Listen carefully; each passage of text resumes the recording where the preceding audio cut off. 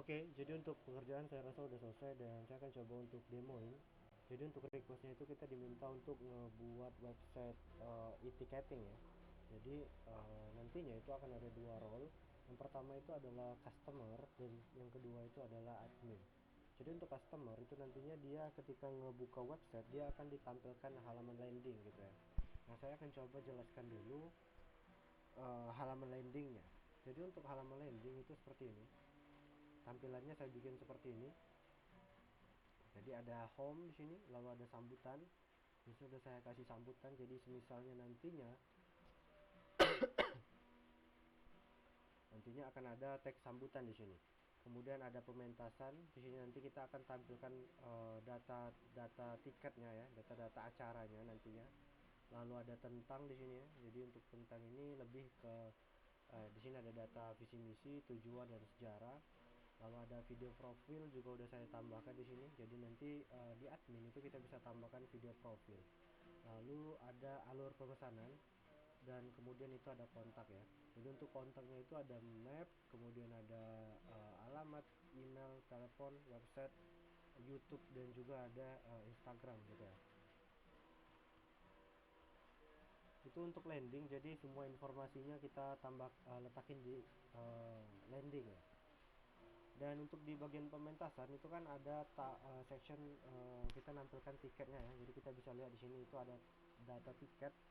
Untuk tampilannya kita bikin seperti ini cardnya ya.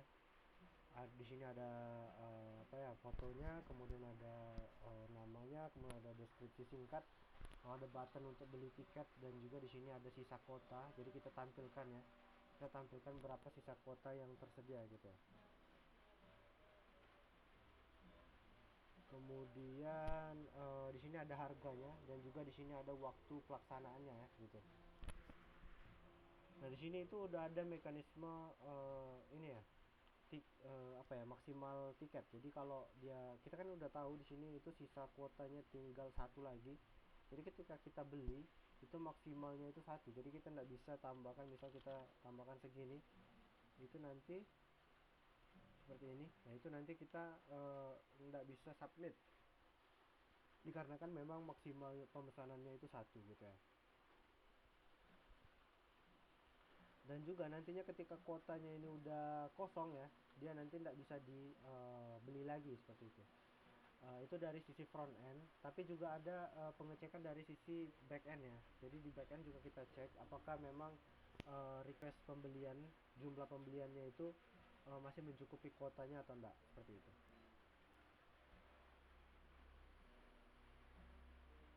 Oke, nanti saya akan demokan gimana proses pembeliannya. Tapi sebelum itu saya akan demoin dulu proses adminnya ya, di admin.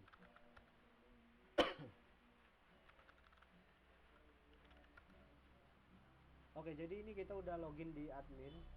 Ini adalah dashboardnya. Untuk dashboard itu sendiri kita tampilkan beberapa data info box. Di sini ada total tiket, kemudian ada total tiket yang tidak aktif, lalu ada total pesanan, pesanan sukses, ada pesanan pending dan juga ada pesanan gagal seperti itu. Itu untuk dashboard. Kemudian di sini itu ada data profil sambutan tadi. Jadi kita bisa lihat di sini kita bisa ubah nama pemberi sambutan, fotonya, kemudian teks sambutan. Teks sambutan yang ada di landing tadi itu bisa kita ubah di sini. Kemudian sejarah ya, data sejarah itu kan ada di section tentang tadi. Jadi kita bisa tambahkan sejarah di sini nanti ya. Seperti itu.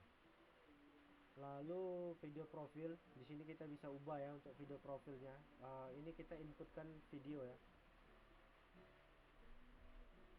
Dan selanjutnya itu ada data tiket. Di data tiket ini tempat kita memanage data tiket kita. Jadi kalau kita klik tambah tiket baru, itu nantinya kita masukin data thumbnail, lalu nama apa ya, nama pementasannya, kemudian deskripsinya, lalu statusnya apa, open atau close. Nah kalau statusnya itu close, dia nantinya tidak akan ditampilkan di landing ya untuk tiket ini. Kemudian di sini ada kuotanya berapa, lalu ada waktu pelaksanaan seperti itu, kemudian ada harganya berapa, seperti itu ya.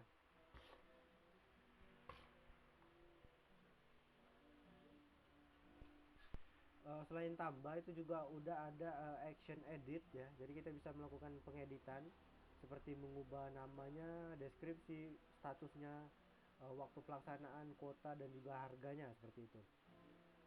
Oke. Selanjutnya itu ada fungsi buat ngehapus ya. Selanjutnya itu di data pemesanan. Jadi nantinya setiap order tiket itu nanti akan kita tampilkan di sini. Jadi di sini nantinya si admin itu bisa memantau detail datanya. Dia juga bisa ini kan ada beberapa status ya, kalau kita lihat ada status pembayaran, ada juga status pembelian. Nah, itu kalau untuk status pembayaran itu akan diupdate secara otomatis sama Mitrans ya. Kalau status pembelian itu nantinya akan diupdate juga ya. Akan diupdate juga kalau statusnya itu di status tertentu. Misalnya kalau pembayarannya gagal itu otomatis pembeliannya selesai gitu ya. Kemudian kalau sukses itu dia masih paid ya. Statusnya nanti bakalan paid. Statusnya bakalan paid di sini, dan nantinya si admin itu di saat proses scan QR itu nanti dia bisa memperbarui datanya ke selesai. Itu menandakan bahwa tiket ini sudah terpakai seperti itu. Atau kita bisa deteksi statusnya itu masih valid atau tidak dari tiket QR-nya tadi seperti itu. Selanjutnya itu ada pengaturan. Jadi di sini kita bisa melakukan perubahan icon web, web judulnya, kemudian ada banner. Kalau kita lihat di bagian di bagian sini ini kan ada banner. Nah, itu kita bisa ubah nantinya di admin tadi. Dan masih ada beberapa data lagi yang bisa kita ubah. Oke, datanya banner, jargon, visi misi, tujuan, alamat, kontak, email, website, ada petanya juga, lalu ada Google Map, link Google Map-nya ya kalau kita mau. Kemudian ada Facebook, Instagram, dan juga YouTube. Dan terakhir itu ada profil ya. Jadi profil akun ini tempat untuk merubah data akun admin ini. Jadi kalau kita pengen ubah datanya ke misal tadi kan untuk username-nya itu atau emailnya itu kan root aja ya, root. Itu kita bisa ubah ke root passwordnya root gitu ya. Kita simpan. Nah, nantinya kalau kita coba login ulang ke admin, kita bisa masukin root@gmail.com, passwordnya root. Nah, seperti itu. Jadi itu fungsi dari profil akun gitu ya. Oke, itu mekanisme atau flow baik dari customer dan juga admin ya. Nah, sekarang saya akan demokan bagaimana proses pemesanannya. Jadi kita ke sini, kita akan pesan yang ini. Ini harganya sengaja saya bikin lebih murah ya. 50 rupiah. Itu nanti karena dia udah production, jadi data transaksinya akan masuk di sini nantinya. Tapi sebelum itu biar proses pembaruan data atau proses callbacknya berhasil, jadi saya akan coba untuk running satu lagi ya. Sorry.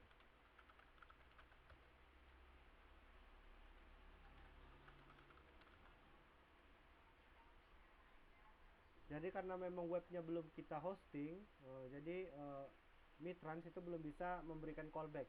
Nah, kita butuh bantuan dari ngrok agar callback API tadi bisa dikirim sama Mitrans ke server kita, server lokal.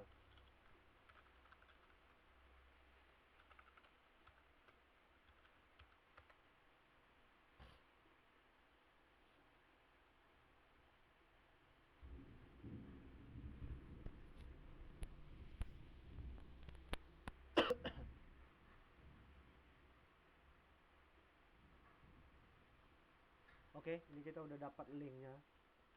Kita bisa coba buka di sini.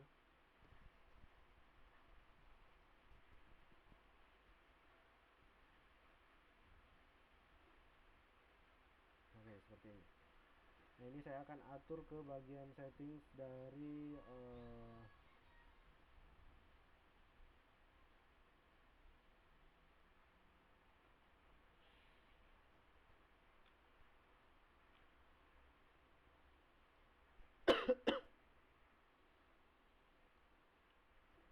ya, saya akan atur URL callbacknya dulu ya.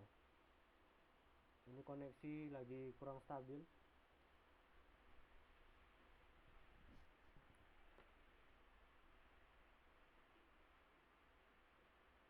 Oke, di sini kita atur ke notification URL.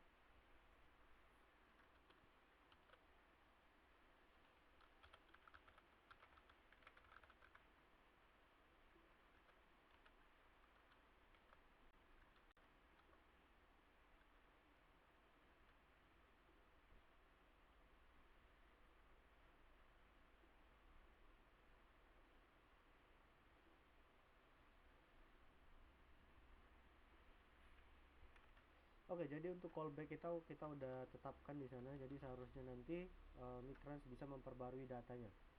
Jadi di sini saya akan pesan satu tiket ya. Ini tiket yang ini kita abaikan aja dulu waktunya, di sini kita abaikan. Karena memang waktunya ini buat ini aja, buat tes. Jadi nanti si admin bisa memanage data waktunya. Jadi kita beli tiketnya di sini, nanti akan muncul pop-up seperti ini. Jadi nantinya si customer akan memasukkan nama lengkap, kemudian nomor WhatsApp-nya. Jadi nantinya ketika pembayaran udah selesai gitu ya, pembayaran udah selesai diproses sama si customer ini, nanti si Mitrans itu akan mengirimkan request ya ke server kita, dan server kita itu akan membuatkan QR code-nya. Lalu pesan WA itu akan dikirimkan melalui server kita ya ke nomor WhatsApp ini. Nah ini karena memang di untuk payment gateway itu saya menggunakan Fonte, dan yang terhubung itu ke WhatsApp-nya itu saya gunakan nomor yang ini. Jadi otomatis pesannya akan masuk ke ini ya, ke sebentar, ke sini nantinya. Ini kita bisa lihat ini pesan-pesan lama nih. Jadi nanti seharusnya akan muncul pesan baru di sini. Oke, saya akan pesan ya di sini.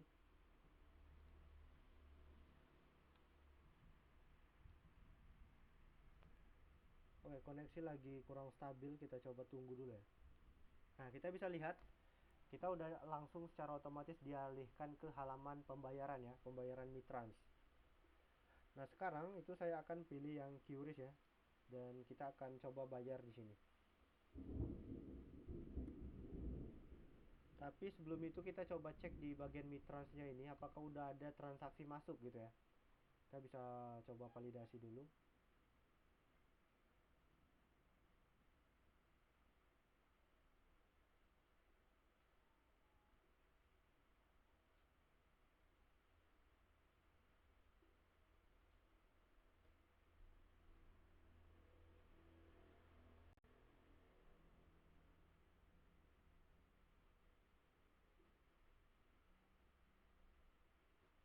Oke, kita bisa lihat di sini itu udah ada transaksi baru ya yang dibikin. Kita bisa lihat untuk customer detailnya seperti ini, ada namanya Bonbon ya itu. Dan ya ini statusnya masih pending. Nah, di sini saya akan coba untuk scan dulu ya sebelum waktunya habis. Oh ya, ini transaksinya expire, jadi saya telat ya. Kita bisa coba cek ya. Di sini untuk transaksinya kan expire ya. Kita bisa lihat transaksinya expire. Ini sekalian kita tes transaksi expire dulu.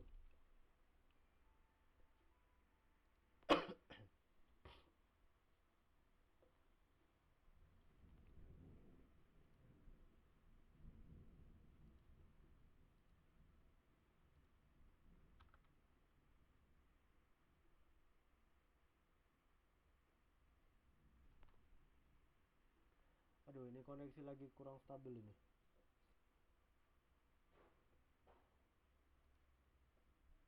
Nah, di sini kita juga bisa lihat itu ada notifikasi ya yang muncul di server kita, itu ada callback, ada pemanggilan atau request post ke root notification. Itu artinya server kita itu udah menerima notifikasi dari si apa ya, dari si Mitrans bahwasanya transaksi sebelumnya itu masih gagal gitu ya. Nah, ini kita bisa lihat di sini statusnya udah expire. Dan kalau kita coba cek ya di WhatsApp, nah ini. Jadi ini udah dikirim ya. Jadi di sini statusnya itu gagal. Jadi udah ada pembaruan ya, pembaruan data. karena memang kita gagal melakukan pembaruan.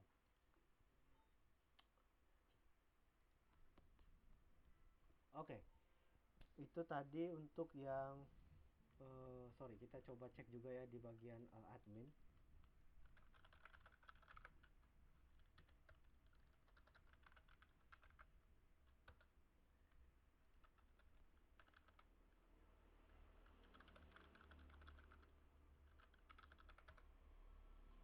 Kita bisa lihat di sini itu pembaruan pesanan gagal itu bertambah, dan kalau kita cek ke data pemesanan itu memang statusnya yang baru ini. Kita bisa lihat ini tanggal 30 bulan 9 yang terbaru, dan statusnya itu status pembayaran fail, dan juga untuk status pembelian udah selesai seperti itu. Jadi status transaksi sudah selesai. Nah, kita akan coba beli lagi ya. Kita coba beli lagi. Tapi untuk kali ini kita melakukan pengetesan yang benar ya gitu. Oke, kita coba buat pesanan. Sebelum itu kita cek dulu di bagian sini apakah mungkin udah masuk atau belum gitu ya. Ya, dia belum bakalan masuk kalau kita belum memilih metode payment. Jadi kita akan pilih QRIS di sini. Seharusnya dia udah masuk. Tapi bisa di sini statusnya spending, dan kalau kita coba cek di bagian admin itu juga udah masuk ya, pesanan baru, statusnya masih pending. Nah, sekarang kita coba scan. Saya akan coba scan ya.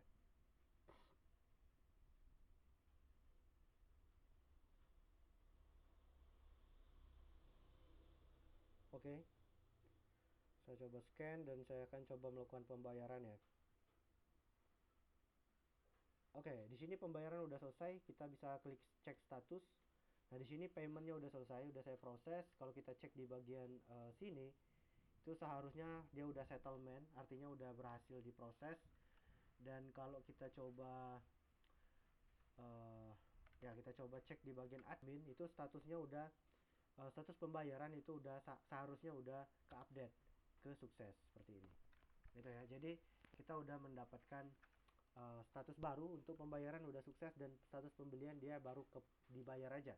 Jadi ya seperti itu. Nantinya ketika si pengunjung atau customer itu masuk ke dia memberikan tiketnya, itu nanti kita bisa update statusnya ke done ya, atau selesai.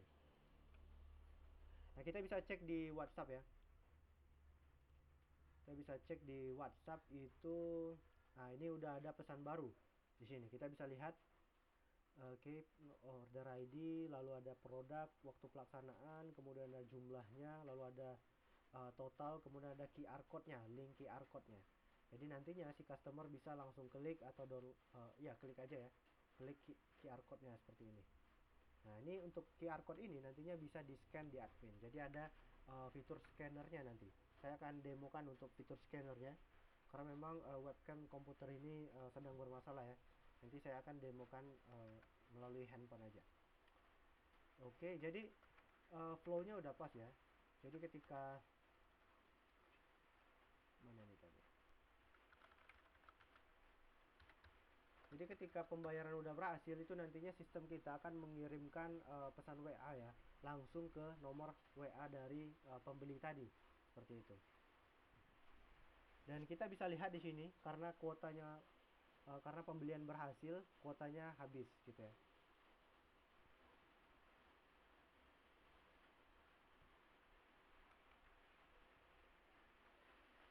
Oke, jadi prosesnya seperti itu.